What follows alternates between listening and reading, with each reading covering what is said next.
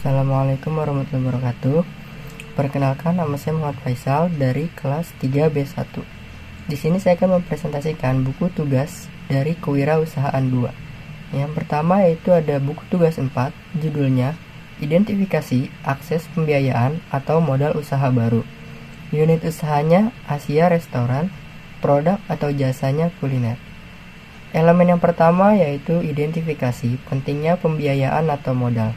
Kriteria unjuk kerja, alasan kebutuhan modal usaha baru diidentifikasi. Di sini saya memilih alasan usaha baru perlu modal dapat mencakupi tantangan cash flow. Selanjutnya, sumber-sumber modal personal diidentifikasi.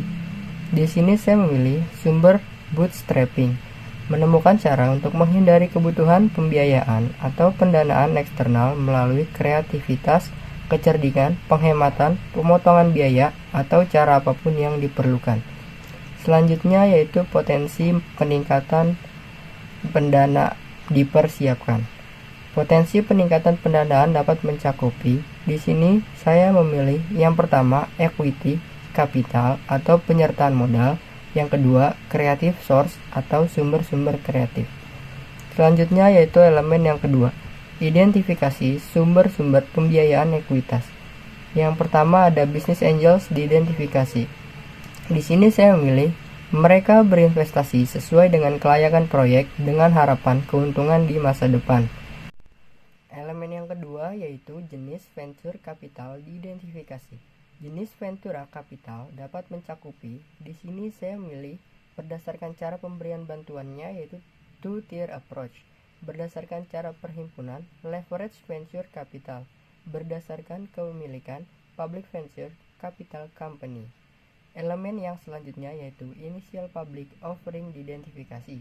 IPO dapat memberikan manfaat. Di sini saya memilih diversifikasi likuiditas dan portofolio. Selanjutnya untuk elemen yang ketiga, identifikasi pembiayaan pinjaman. Kriteria yang pertama yaitu bank komersial diidentifikasi. Bank komersial mempunyai karakteristik. Di sini saya memilih bank tertarik pada perusahaan yang memiliki arus kas yang kuat, leverage rendah, keuangan yang diaudit, manajemen yang baik, dan neraca yang sehat. Kriteria selanjutnya yaitu SBA Guaranteed Loan diidentifikasi. SBA Guaranteed Loan memiliki karakteristik. Di sini saya memilih pinjaman jaminan SBA dapat digunakan untuk hampir semua tujuan bisnis yang sah. Kriteria selanjutnya yaitu sumber-sumber pinjaman lain diidentifikasi. Sumber-sumber pinjaman lain dapat mencakupi. Di sini saya memilih kartu kredit, sebaiknya digunakan secukupnya. Untuk yang keempat, ada identifikasi sumber-sumber kreatif, pembiayaan, dan modal. Kriteria yang pertama, leasing atau sewa diidentifikasi.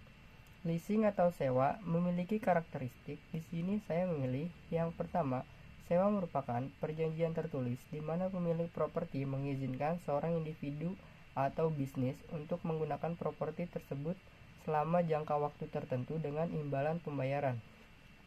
Yang kedua, sebagian besar sewa menggunakan uang muka sederhana dan pembayaran bulanan selama masa sewa. Elemen yang selanjutnya yaitu SBIR atau Small Business Innovation Research dan STTR, Small Business Technology Transfer Grant Programs diidentifikasi. SBIR dan STTR memiliki karakteristik. Di sini saya memilih SBIR adalah program 3 fase, yang berarti bahwa perusahaan yang memenuhi syarat memiliki potensi untuk menerima lebih dari satu hibah untuk mendanai proposal tertentu. Selanjutnya buku tugas yang kelima dengan judul Identifikasi dan Evaluasi Peluang Pemasaran. Unit usaha Asia Restoran, produk atau jasa kuliner. Langkah yang pertama, identifikasi peluang pemasaran. 1.1. Informasi tentang kebutuhan pasar dan jenis pemasaran dianalisa untuk mengidentifikasi peluang pemasaran. Informasi tentang kebutuhan pasar dapat mencakupi. Di sini saya memilih informasi pasar komparatif.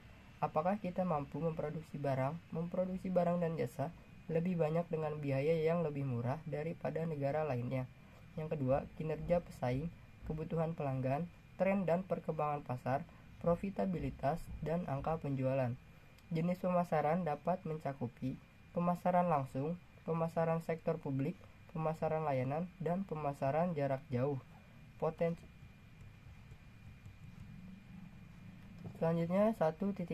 Potensi pasar baru dan kontribusi pada bisnis diteliti untuk masuk, membentuk, atau mempengaruhi pasar dalam hal kemungkinan kontribusi terhadap bisnis. Potensi pasar baru dapat mencakupi, di sini saya memilih e-commerce. Kontribusi pada bisnis dapat mencakupi, di sini saya memilih berpengaruh pada volume penjualan dan profitabilitas. Selanjutnya 1.3.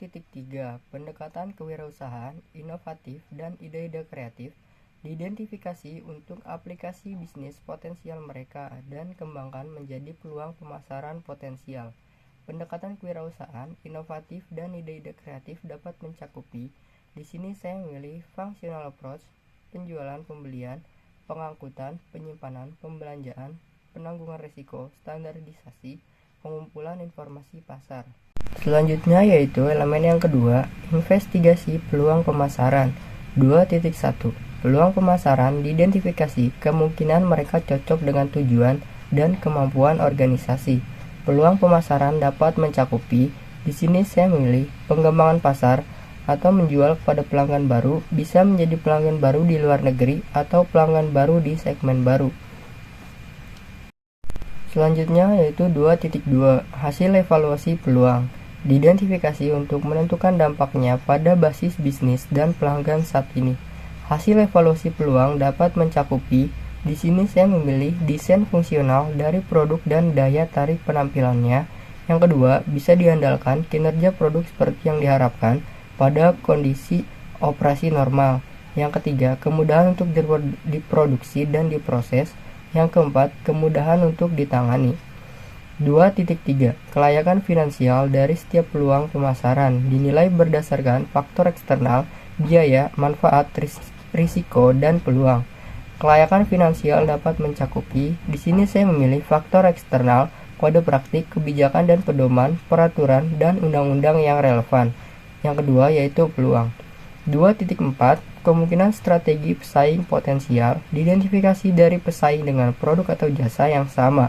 Strategi pesaing dapat mencakupi, di sini saya memilih pemotongan harga. 2.5. Ranking peluang pemasaran dalam hal kelayakan dan kemungkinan kontribusinya bagi bisnis. Ranking peluang pemasaran dapat mencakupi, di sini saya memilih new topic. Selanjutnya yaitu elemen yang ketiga, yaitu evaluasi perubahan yang diperlukan untuk operasi bisnis saat ini. 3.1. Perubahan yang diperlukan untuk operasi saat ini untuk mengambil keuntungan dari peluang pemasaran yang layak. Perubahan yang diperlukan dapat mencakupi, di sini saya memilih perencanaan proyek pemasaran dan data pemasaran dan analisis. Poin 3.2. Perubahan organisasi untuk layanan basis pelanggan yang meningkat atau berbeda termasuk penyediaan untuk kualitas layanan berkelanjutan kepada pelanggan yang sudah ada. Perubahan organisasi dapat mencakupi, di sini saya memilih struktur fungsional organisasi. Selanjutnya yaitu 3.3.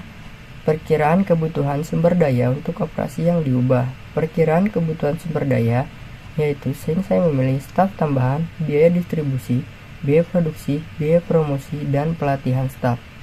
Selanjutnya yaitu 3.4.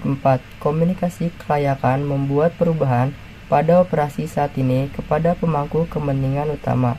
Komunikasi kelayakan, di sini saya memilih tenaga pemasaran. Yang terakhir yaitu 3.5.